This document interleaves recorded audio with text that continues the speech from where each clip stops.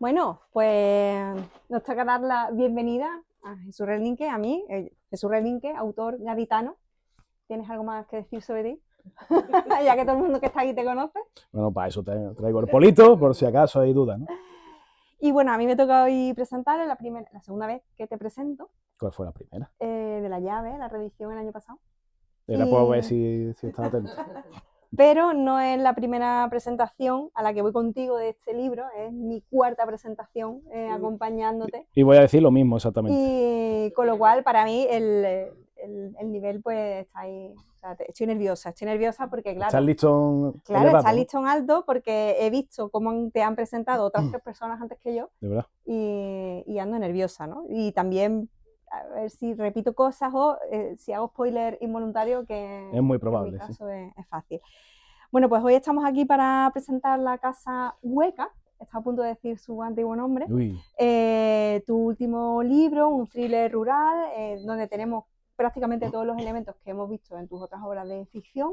Tenemos mucho Cádiz, tenemos mucho folclore y tenemos pues todos esos elementos que son oscuros y que nos llevan a un ambiente un poco inquietante, ¿no? Vamos a dejarlo por ahí. sí. Para ti supone un cambio totalmente de registro, sobre todo de aquellos que hemos leído tus otros libros más de aventura y más juveniles, y la pregunta es obligada, ¿qué te lleva a ese cambio? Es un cambio, sí, pero esto me lo planteo un montón de veces cada vez que me lo preguntan, ¿no? Todos los elementos que están en La Casa Hueca, de alguna manera los he tocado alguna vez, ¿no? Ya sean novelas, ya sean relatos, ¿no? Que también, bueno, me gusta mucho hacer relatos, microrelatos. Alguna vez, pues bueno, he salido en antologías, he ganado algún premio y tal, y siempre he tirado por lo oscuro, la verdad, lo ominoso, ¿no? Que había una época que me decían el ominoso, yo no sé por qué. Alguien tiene un chamalaje por ahí. Pero, como te digo, para mí no son elementos nuevos. Lo que pasa es que lo nuevo es que todo lo oscuro lo ha confluido, lo he metido, digamos, en un mismo saco, ¿no? En un mismo libro que es La Casa Hueca.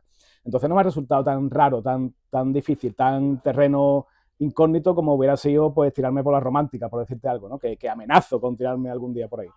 Pero sí es Sí, verdad que encontramos, como decía, un cambio de registro relevante, o sea, ya no encontramos una narración pues tan de aventura, no sí. encontramos una narración tan juvenil, encontramos pues una protagonista que está frustrada, que está muy enfadada con el mundo, que está en un sitio donde no quiere estar, que el ambiente le es hostil y encima pues está acompañada de una pareja pues que tampoco le echa mucha cuenta. Tú no estarás hablando de nosotros en el libro, ¿no? Todo lo que usted diga saldrá en mi próxima novela, eso es así. Bueno, más allá de la broma, sí es verdad que en el libro acompañamos a Lucía, que es la pareja de un escritor Mm. que está totalmente imbuido en su próxima novela y ella pues que está en plena crisis existencial, profesional y crisis de todas las que pueda haber, pues se ve metida eso en un entorno que le es hostil y obviamente todo eso está transmitido, teniendo en cuenta que está contado desde su punto de vista en primera persona, pues esa hostilidad la transmite en la manera en la que se expresa y en la manera en la que se comunica con el resto de personajes, ¿no?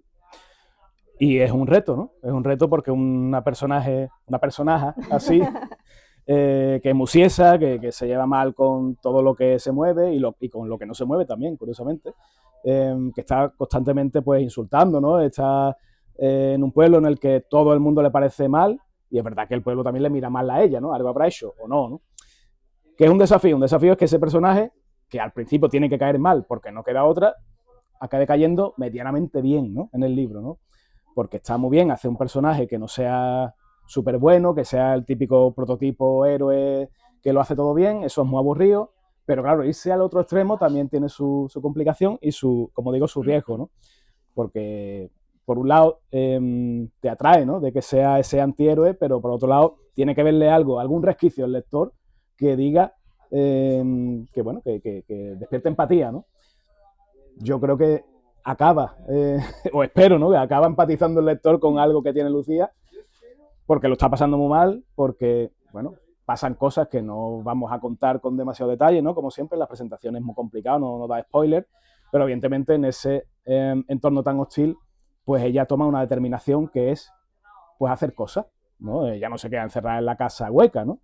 Sino que empieza a salir al pueblo, se empieza a encontrar con personajes como digo, le miran mal, le tratan mal o le despiertan curiosidad. Y a partir de ahí pues empieza a tirar del hilo o de varios hilos de varios secretos que encierra ya no la casa hueca, que también, sino el pueblo en el que se mueven, que es un pueblo ficticio ambientado en la sierra de Grazalema, ¿no? Y esto lo digo también muchas veces, ¿no? Espero que no se cabreen mis compañeros, mis paisanos de Grazalema, porque no es el pueblo de Grazalema. Lo digo porque salen mal parados, ¿no? Los habitantes del pueblo, porque, en fin, por ciertas cosas que hacen. No es Grazalema, es un pueblo ficticio, pero evidentemente yo he utilizado la Sierra de Grazalema porque es un escenario espectacular, porque tiene pinsapo, tiene gastronomía, tiene fauna, tiene flora, bueno, tiene todo lo que podría tener alguien que quiere escribir un folk horror, ¿no? Una historia siniestra en un entorno rural, así que... Tú decías que era un reto el que tener un personaje que genera tanta antipatía de primeras y ir evolucionándolo o ir consiguiendo que al final la persona que lee la historia sienta incluso un poco de empatía por ese personaje. Pero es que yo creo que para eso es fundamental la figura de Esteban, ¿no? La figura de ese marido que la arrastra a ese pueblo perdido de la mano de Dios y que además es un personaje que cuenta más con su ausencia que con su presencia. Sí. Y que además aglutina pues todos esos tópicos que están como muy ligados a la propia figura del escritor. Claro, eso es clave, ¿no? Vale, ella es muy ciesa y tal, pero es que hay alguien peor, ¿no? Entonces el lector va a enfocar, o yo quiero que enfoque sus giras con el escritor más que con ella, ¿no? Aunque ella evidentemente pues tiene lo suyo. Este Esteban, pues sí, se va allí a Grazalema, siguiendo, cumpliendo el tópico del escritor, ¿no? Yo quiero escribir mi última novela, quiero encontrar un sitio tranquilo, que no me moleste la gente pesada de la ciudad, ¿no? Por eso me voy al campo, ¿no? Soy urbanita, pero me voy a un sitio a donde me van a dejar tranquilo, voy a escribir mi historia, me voy a inspirar, ¿no? Porque una historia de terror en una casa antigua, pues en medio de la sierra, tiene pinta de que te va a inspirar cualquier historia tenebrosa, ¿no? Pero claro, el tío es para echarlo, la verdad, el tío es para aguantarlo, el tío tiene muchas manías, el tío es un malaje, no quiere que le molesten cuando está escribiendo, cuando se encierra en la habitación. Pues el tío tiene mucho de mí, evidentemente, claro, pero eso está bien, exactamente. Sí, pero de mí...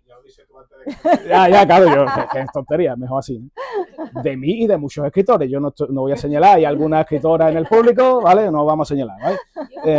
Pero es que, claro, el oficio, ¿no? El ser escritor, pues conlleva ciertas taras, vamos a decirlo así, ¿no? Yo creo que todo escritor tiene un tiro dado, ¿no?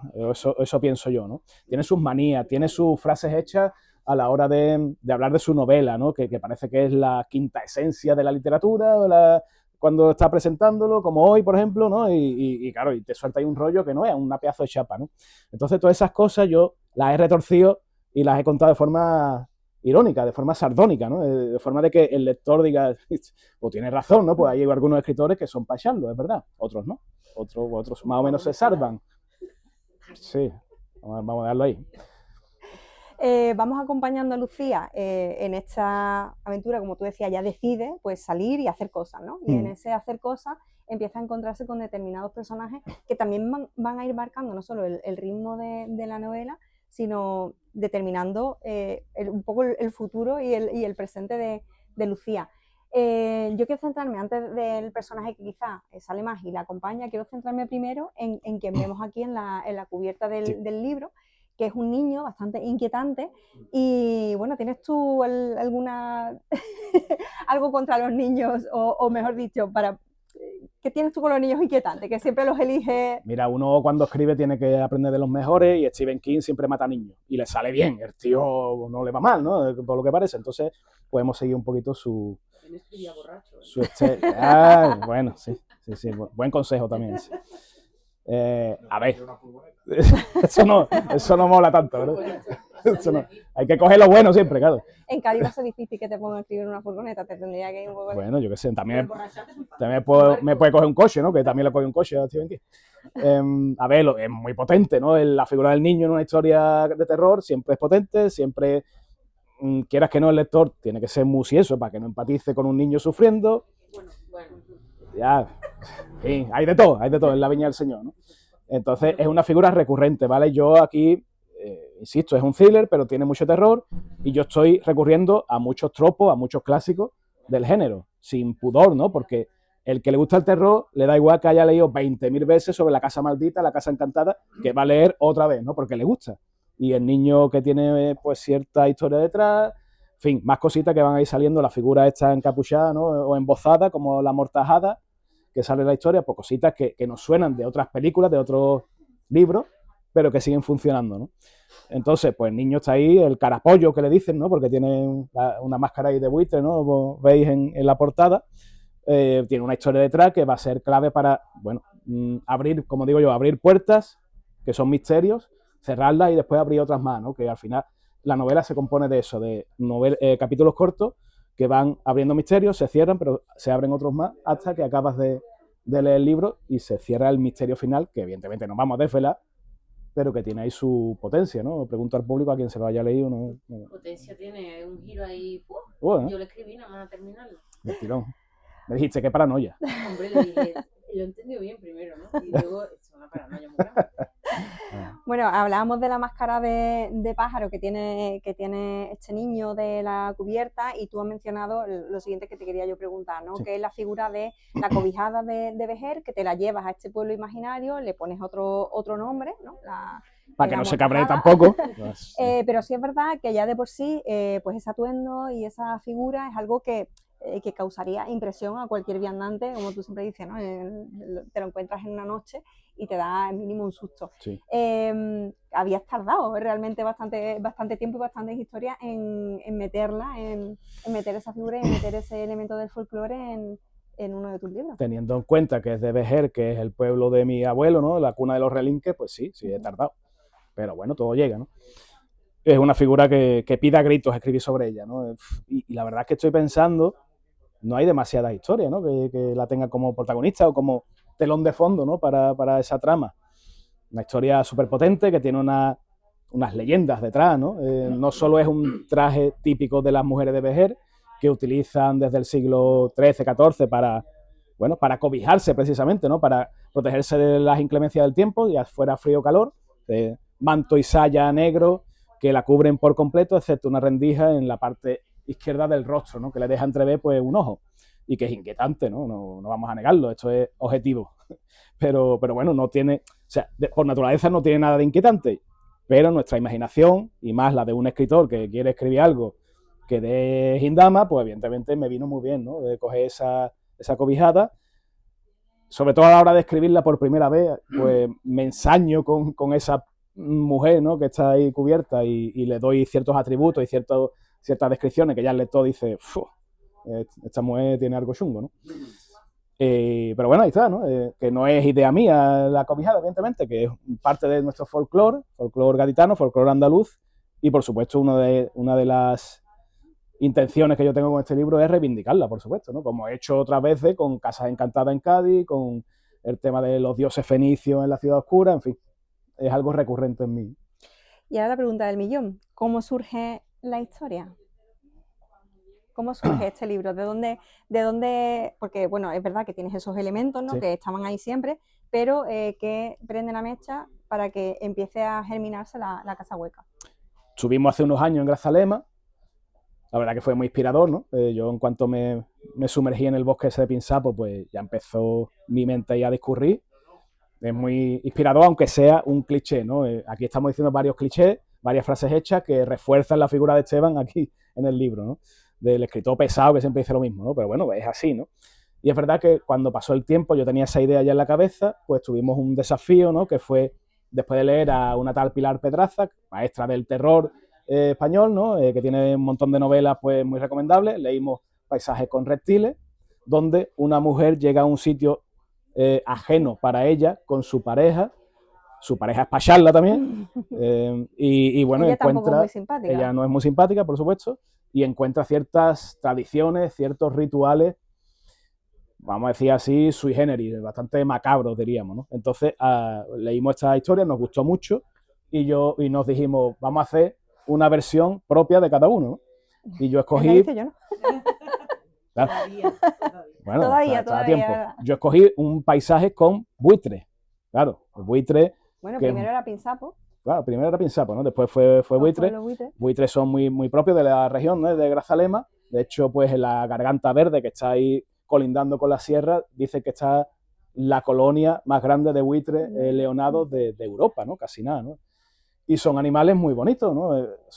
Y muy bonitos. Y terroríficos muy, también. muy chungos, claro. O sea, los animales, los buitres los vemos ahí dando vueltas en círculo sobre nuestras cabezas, esperando que la diñemos, ¿no? Para venir a por nosotros. Es así. Pues son carroñeros, ¿no? Si viene por ti un buitre, chungo, ¿no? Mala cosa porque te quedan 3 telediarios. Tiene pinta de eso, ¿no? Más allá de eso, pues tiene mucho simbolismo en Egipto, ¿no? Con la transición entre la vida y la muerte. Bueno, otro elemento más que me da la naturaleza y el escenario perfecto para una historia de terror. Bueno, has hablado de la génesis de la idea y has mencionado los distintos nombres que llegó a tener el libro, Sí. el de paisaje con pinzapo, paisaje con buitres, pero es que también llegó a llamarse de otra manera, llegó a llamarse La Casa Voraz. Lo que pasa es que ahora lo vemos con La Casa Hueca. ¿Qué pasó ahí? Bueno, a ver, en el público, que no lo estáis viendo, ¿vale? Lo que estáis por ahí, ¿no? Pero les voy a pedir que levanten la mano, ¿quién le gusta más? ¿La Casa Voraz O que La Casa Hueca? La Casa Voraz, que levanten la mano. ¿No? ¿Todos gusta más La Casa Hueca? Sí. Increíble. Ten en cuenta que aquí hay 80 personas ahora mismo, ¿eh? O sea que este es un porcentaje tremendo, ¿eh? No, pues, a ver, el manuscrito llegó a la editorial Maniac como La Casa Voraz. Yo se lo pasé a Ismael con La Casa Voraz. Yo lo leí como pero... Es verdad que le pega, si te la lees le pega, pero... Sí. Pero Hueca tampoco me... Verá, eso. No es que esté mal, La Casa Voraz está muy chulo, pero yo ya estoy más Ya te acostumbrado. Vale. Y no suena mal, el título está guay, pero claro, cuéntala esto. Mejor que en Andalucía no pongan nada con Z ni nada, es mejor Hueca porque se pronuncia bien. No, es Voraz. Eso sí. Voraz. Claro. Bueno, al final coincidió porque tenían otro libro pendiente en catálogo con el Sí, mismo adjetivo. la editorial tiene pendiente un libro con Voraz en el título y no podía salir 2 Voraces en la misma editorial, ¿no? Entonces, claro, el proceso de encontrar un título alternativo fue infernal, absolutamente, ¿no? Porque es muy difícil encontrar un título, claro, de por sí, ¿no? Pero para una sobre novela. todo por un elemento que tiene la novela, claro. Y es que hace un ejercicio metaliterario. Es que dentro de la novela existe también un libro con el mismo nombre de la novela. Entonces, un libro que, bueno, que ahora se llama La Casa Hueca, pero que originariamente, pues ese libro también se llamaba La Casa Voraz, y hacer ese ejercicio metaliterario con otro título era complicado, ¿no? Era complicado y no quería que fuera un título que rompiese esa regla, ¿no? Por ahí se barajaron El Arquitecto del Dolor. Enhorabuena por el título. Que de hecho estaba, me parece, en las primeras páginas, ¿no? ¿Hay alguna mención a lo de hay un capítulo al final. Bueno, sí, en la primera página sale, pero después hay un capítulo que se llama así. Eso. O sea, fue la segunda parte, Relinque. Fue la segunda parte. Puede ser, puede ser. Bueno, pero tú siempre vas diciendo, o al menos en las presentaciones que has tenido hasta ahora, en las 3 anteriores, que la historia está cerrada y más que cerrada. Hasta que llega Netflix con la billetera y vamos, y hay 3.000 casas huecas, o sea, sin problema. Sí, está muy cerrada, Bueno, pero sigue contándonos sobre ese ejercicio metaliterario, porque al final, por un lado tenemos pues que decide reírte un poco o hacer un poco ese humor negro con la figura del escritor. Con ese personaje que se llama Esteban Rey. No sabemos por qué, se llama Esteban Rey. y también hace este ejercicio metaliterario de un libro que está dentro de un libro. ¿Fue complicado eso? ¿Fue lioso? ¿Tenían miedo de que cuando lo estuviera leyendo alguien lo llegara a entender, se confundiera? No, yo confío totalmente en el lector. Lo que pasa es que, evidentemente, yo quiero, o sea, cuando yo escribo una novela no voy a escribir lo que escribe todo el mundo, ¿vale? Esa es mi idea. Evidentemente después conseguirlo es muy difícil, pero yo tengo que meter algunos elementos disruptivos, algo que diga, esto ¿a qué viene? ¿No? O esto ¿por qué lo mete? Ah, vale, tiene sentido, ¿no? Cosas así. E insertar partes de un libro dentro de este libro, pues puede parecer un poco lioso, como tú dices. De hecho, es más lioso explicarlo que leerlo, no creo que el lector se pierda, ¿no? Pero bueno, es un elemento más que dice, pues este libro pues tiene cierta personalidad, ¿no? Eso es lo que uno persigue, ¿no? Siempre, ¿no? Y le da su vidilla, ¿no? Porque, por ejemplo, me da pie a darle un homenaje a una tal Shirley Jackson también, que todavía no me ha dicho nadie aquí. El comienzo de Shirley... Bueno, Ismael, no es tontería. Vale, aparte Ismael. Porque es gran fan, ¿no? La gente tiene que leer más a Shirley Jackson. Claro. Es que el comienzo de la maldición de Hill House está aquí copiado, o adaptado, ¿no? De alguna manera a la casa voraz, a la casa hueca, perdón, ya me habéis liado. Bueno, al libro que escribe Esteban. Sí, está ahí. Es que a mí me ha costado, justo cuando lo iba a decir la primera vez, casi no he dicho hola. Sí, ya me he liado. Me he quedado así. Se me ha ido la pregunta que te iba a hacer, porque claro, sí, te iba a preguntar por ese final que no podemos decir. Yo estoy aquí haciendo grandes esfuerzos para no cometer ningún spoiler involuntario, pero ¿tenías pensado ese final que, como decía Bea, le explotó la cabeza y era un poco paranoia desde el principio? No, pero no tardé mucho en pensar ese final.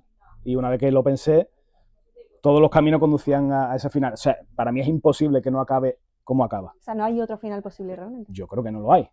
Evidentemente no podemos ahondar en el tema, ¿no? en este escenario. Después, si acaso con una cerveza, bueno, a lo que él no lo había leído tampoco, ¿no? No es plan de spoilear. Claro. No pasa nada, yo después de aquí me voy. Vale, pues te quedas sin cerveza. Bueno, Coca-Cola. Nesti. Estaba pensando que has nombrado ya varios referentes que de algún modo te han influido a escribir este libro. Nos has nombrado a Pilar Pedraza, que está ahí en el génesis de la historia, a Shirley Jackson, que también.